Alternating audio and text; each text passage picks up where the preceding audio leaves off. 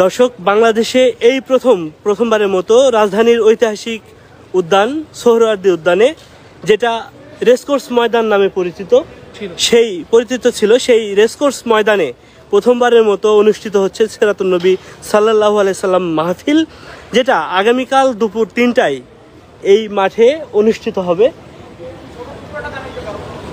যেখানে দেশ বরেণ্য আলেমরা আলোচনা করবেন। আমরা জানিয়ে দিচ্ছি, সেখানে প্রধান অতিথি হিসেবে থাকবেন আনোয়ার হোসেন তাহের আল জাবের আল মাদানী, যিনি আন্দারকিল্লা শাহী জামি মসজিদের খতিব, এবং এছাড়াও দেশ বরেণ্য অসংখ্য আলেম এখানে উপস্থিত থাকবেন। পাশাপাশি এই মাহফিলের আরও আকর্ষণ হিসেবে থাকবেন মাওলানা মুফতি আমির হামজা সাহেব, যিনি হাফেজ। পাশাপাশি আমরা জানতে পেরেছি যে এখানে মাওলানা আজহারি মিজানুর রহমান আজহারি সাহেব উনি থাকবেন।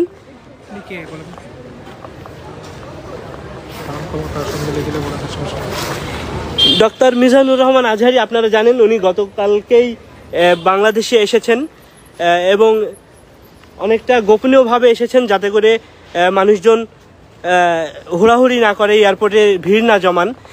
আমরা এই মুহূর্তে আপনাদেরকে দেখাচ্ছি যেখানে মঞ্চ তৈরির কাজ অলমোস্ট শেষের দিকে, রাতের মধ্যেই হয়তো এটা হয়ে যাবে।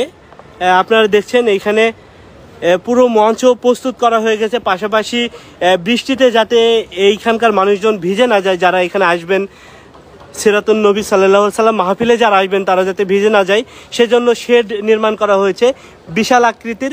আমরা আয়োজকদের সাথে কথা বলে জানতে পেরেছি এখানে 30,000 মানুষের ধারণ ক্ষমতা সম্পন্ন শেড নির্মাণ করা হয়েছে, যাতে বৃষ্টির পানি আসলেও এই মানুষজন এখানে না ভিজে যায়। পাশাপাশি এখানে শতাধিক তারও বেশি ফ্যান দেওয়া হয়েছে, সিলিং ফ্যান, যাতে করে মানুষের গরমে কষ্ট না হয়। এবং এখানে এলইডি ব্যবস্থাপনা রয়েছে, পাশাপাশি স্যানিটেশনের ব্যবস্থা রয়েছে পর্যাপ্ত পরিমাণে, মানুষ যাতে এখানে খুবই সুশৃঙ্খলভাবে এবং স্বস্তির সাথে তারা এই মাহফিলে অংশগ্রহণ করতে পারে। আমরা এই মুহূর্তে সোহরাওয়ার্দী উদ্যান থেকে আপনাদেরকে দেখাচ্ছি। আপনারা চারপাশটা দেখে বুঝতে পারছেন যে আসলে এখানে কি বড় ধরনের কর্মযজ্ঞ চলছে। এবং মজার ব্যাপার হচ্ছে, এইটা হচ্ছে বাংলাদেশের এই প্রথমবারের মতো কোনো মাহফিল অনুষ্ঠিত হচ্ছে এই সোহরাওয়ার্দী উদ্যানে।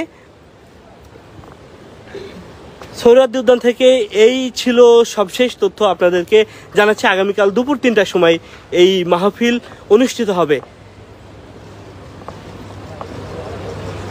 পরবর্তী আপডেট জানতে আমাদের কালবেলার সঙ্গে থাকুন।